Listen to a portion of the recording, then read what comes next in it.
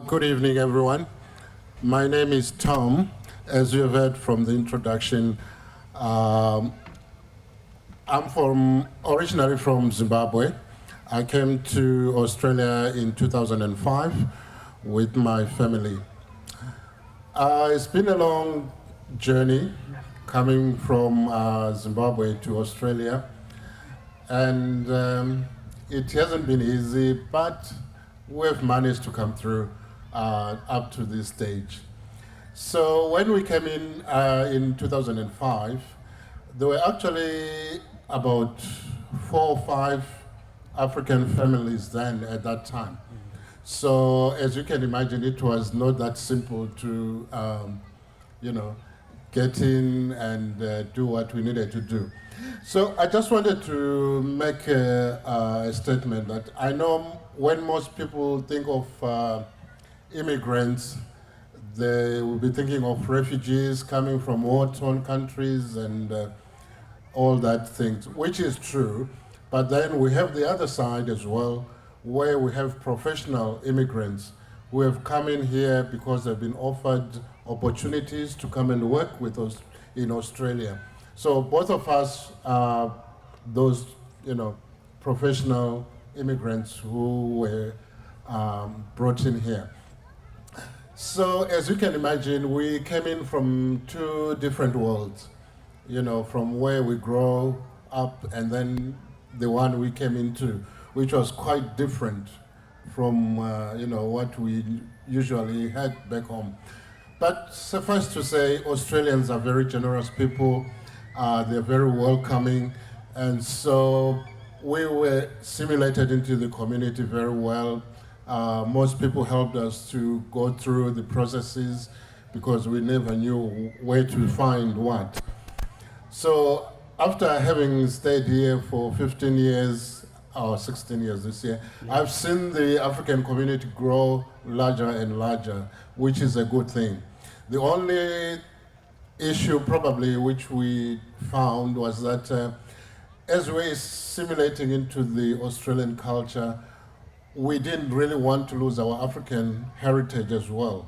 So we wanted to keep the kids, to know that we still have those African cultures and beautiful customs and stuff. So this is how we then came together as a group, and we formed an African group called Spirit of Africa. Some of you might know us, some might not, but the group in general has been responsible for organizing our annual African festival at the Riverway. So we have this festival annually. Last year was supposed to be our 10th year running the show, but unfortunately, due to the COVID thing, we are unable to do that. So at the moment, it's on standstill. The reason why that group was formed was so that we could also teach the Townsville community at large about Africa. Because the first question people ask you is, Africa is a country. No, Africa is not a country. It's actually a continent made up of 54 different countries with different cultures, different traditions. So yeah, some people have now come to realize that, oh, okay, we didn't know that, And then the other interesting part is they always ask you, do you live with animals, wild animals like elephants, lions? And the answer is no, we don't actually, because we rarely see those things as well. If we have to see them, we have to go out into the bushes, just like all tourists when they come and, visit Africa. So those are some of the learning curves. So as a result, the African Festival has been very, very successful. It's now actually recognized nationwide. So we are hoping maybe next year we'll have another start on the African Festival. So I'll pass it on to my colleague here to say a few words. Thank you very much, Tom, for those wonderful words. I think as per tradition, it's probably been done already. We would like to acknowledge the owners of the land, the Uguru Kuba people. So As Tom indicated, I also came to this country in 2005. It was a bit of an interesting journey, actually. The way I came to this country to be in Townsville, I had a friend who got a job at the Gold Coast. And he came to me and said, you know what, Chris, I'm going to Australia. I said, oh, okay, you're going to Australia. And he said, you know, I could help you immigrate as well if you want. And I thought, you know, Charles is just being Charles now. And about 4 months later, he says, you know, Chris, I'm actually going to Australia. So I said, oh, okay, oh, what did you do? He says, oh, there are all these immigration companies which are there, and we can help you immigrate if you want, and I'll actually apply for you if you want. You know, I know how to do it. I'll do it for you. And I said, Charles is being Charles again. So anyway, I sat next to him as he punched in the computer and did all these things. And about a month later, I got a call from the Townsville Hospital and said, you know, we got your CV and all that, and would you be interested in coming to work here? Oh dear, this is actually serious. So it can actually happen. And then I sort of said to my wife, you know, this is what's happening. I had not really told her that all this was happening in the background. As all good men do, I think you wait until things are actually happening before you declare your hand. And my lovely wife is standing there just, you know, at the back there. Yeah, just, yeah, that's very good. So then, you know, things started happening. And before I knew it, I got a ticket to come here. And I actually arrived in this country on the 25th of April, which was Anzac Day. So I landed in Sydney on that day, and I was carrying 2 very heavy jackets, you know, like those really deep winter jackets. I didn't know, you know, where I was going. Is it hot? Is it cold? What? So as I arrived in there, you know, I got into the airport there. I found everybody waving flags. They had Australian flag painted on their faces, and then I was, wow, these people are very patriotic. You know, why are they moving around with flags and they've got all this? So I said, you know, what's going on? Why are people? And they said, oh, it's Anzac Day. Then I said, what's Anzac Day? He says, mate, where are you coming from? So that was my introduction into Australian culture and how things went about. And then, you know, so Anzac Day since then has held a very important place in my heart, because that's the day I actually landed in Sydney and got into this country. And like I said, I was holding these 2 big jackets, and one of the immigration people there says, you know, where are you going? And I said, I'm going to Townsville. And then he said, mate, you will not even find one person to give those jackets to. So, and I had no idea that, you know, it was actually a warm place as it is. But having stayed in here now for about 15 years, I've acclimatized, and actually I've got to enjoy this place a lot, in the sense that, you know, I think it's only December, February, March where it's really quite steamy. Once we hit April, mid-April, May, there, it's really lovely. You know, from May to November, this place is the place to be. So I've really got to enjoy and felt very, very welcome in this place. And as Tom indicated, so Tom was my first friend when I came here. I was also looking out for Africans, as he said. We all used to walk around and see, are there any Africans in this town? And we didn't see many that back then. So there was an African restaurant which was running in this town back then. So I went there and left my name and said, you know, if you see any Africans or anybody from Zimbabwe, give them my name. And then about 2 weeks later, Tom called. And he said, you know, I'm Tom, I'm from Zimbabwe. I said, oh, I'm Chris, I'm also from Zimbabwe. Then we met up, and before you know it, friendship was struck, and our families got to know each other. And, 15 years later, here we are, 16 years later, here we are. And as I won't go too much into the African Festival story, I think Tom has already got into that. But it's always been something which we've always wanted to do. You know, when we came here, we said, you know, how do we this is my daughter here, Tari. Tari, you lift your hand and say hello. She was like, 2 when we came, and then, you know, we're kind of thinking, you know, it would be good to try and make sure our kids maintain the culture, and as they assimilate and become part of the Aussie culture, it will be good for them to also retain some of our traditions and cultures. And what better way than to try to start an African group and start up an African festival and showcase culture and songs, dance, food, and things like that. Because food was one of the difficult things we encountered when we came here. You know, we still want to retain those foods which we had at home. We looked everywhere, we couldn't get them. You know, I think back then it wasn't as easy to get order things through the internet like what's happening now. Now you can almost order anything. I think you can order an elephant and it will come. You know, that's just how the world is at the moment. So, but back then it was very difficult to find. You know, like the staple food we eat back home. It's a maize paste-based food called sadza. So we looked for it everywhere. We couldn't. Now it's in all the shops, really. You know, in Townsville at the moment. But you know, that was one of the things we wanted to do. Make sure our kids continue to enjoy while they're assimilating and becoming Aussies. They should also retain some of our culture. And part of that, like Tom said, was to start the African festival, which has grown from year to year. And as other Africans have come into town as well, you know, we are about 200 Zimbabweans in this town, and there are about, you know, maybe about 120 Kenyans. There are about 140 or so Nigerians. There are over 350 Somali, about 90 Sudanese. The Congolese make the biggest cohort of Africans in this town. There are over 500 of them. And also there have been also a fairly sizable group from the Central African Republic. Everybody have come in for different reasons, and like Tom said, we came in, you know, with work, but in some sense maybe we are economic refugees. Others have been political refugees. There are challenges, of course, on the continent.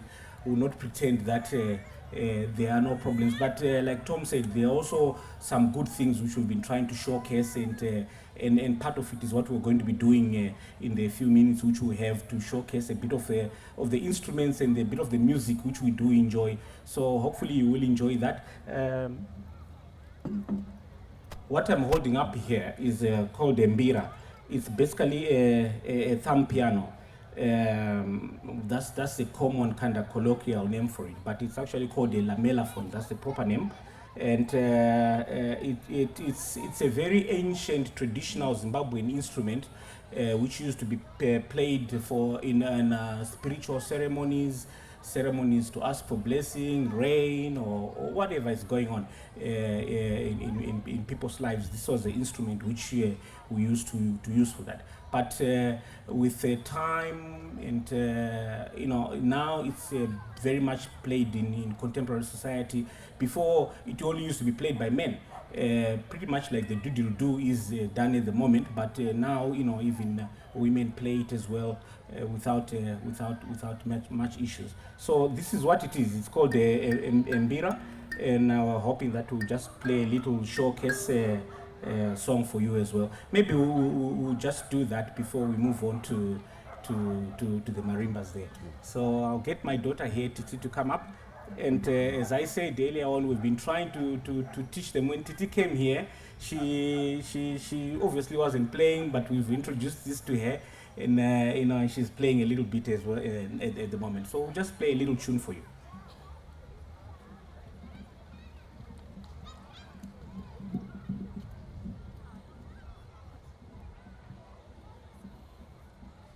Okay. Yeah.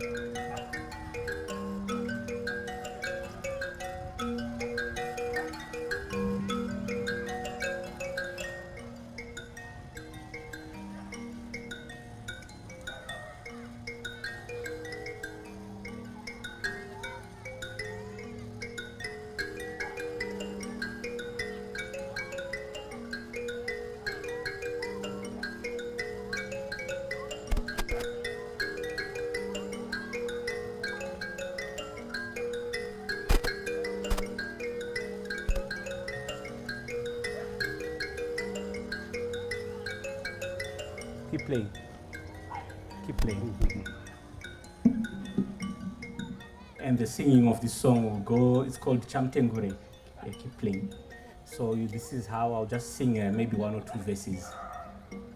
Chamtengure, chamtengure, chamtengure, chamtengure, chamtengure, chamtengure, chamtengure, chamtengure. Thank you, Titi.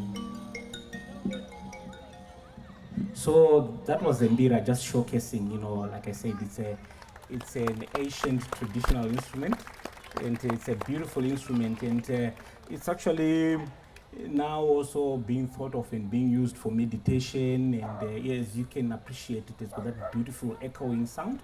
So there's actually some research into trying to use this for meditation as well. And the final bit of instruments we're going to showcase for you is called the marimbas. They are basically xylophone instruments. They are also played a lot in our country and basically in the Southern African region as well. And I think in other societies as well, they do have them with different names. But we'll just showcase 2 little tunes for you, and that will be it for us. Thank you very much for listening and entertaining us. The first tune we'll play is called Toko. It's basically about a girl who a little, like a teenage girl who goes out, and the parents are saying, look, you must come back home in time. If you don't, no one is going to open the door for you. You're going to sleep outside. And I'm sure many are familiar with this sort of story. And of course, she doesn't come back on time, and they lock the door, and then she bangs on it. And the next tune, which we will play after that, is When the Saints Go Marching In. I'm sure you're all familiar with it. We'll ask you to clap along, sing along, and just be part of it. Thank you.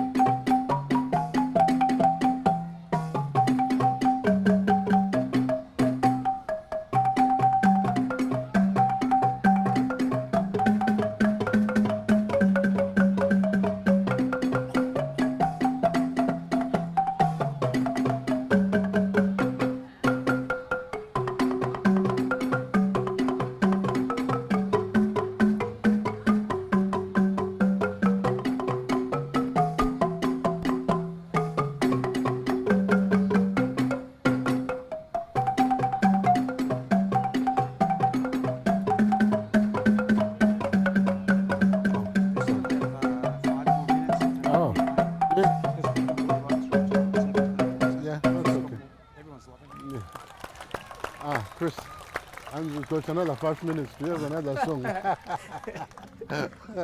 Thank you very much. We've been asked to do another tune, but what do you want to play?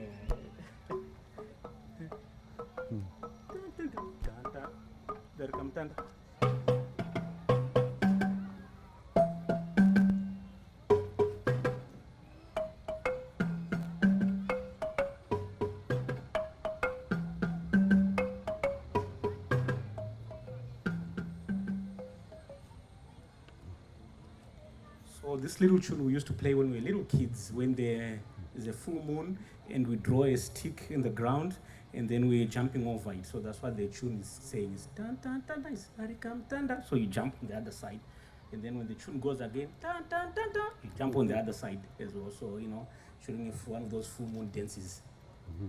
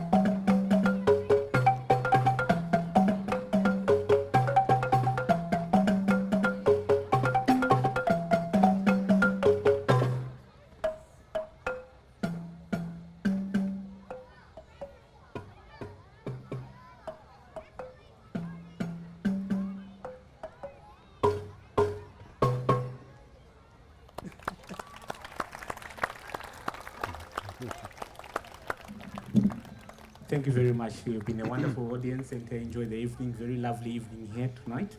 So thank you very much. And Aussie, Aussie, Aussie. Aussie, Aussie, Aussie. Oi, oi, oi. I think you're supposed to say Aussie, Aussie, Aussie.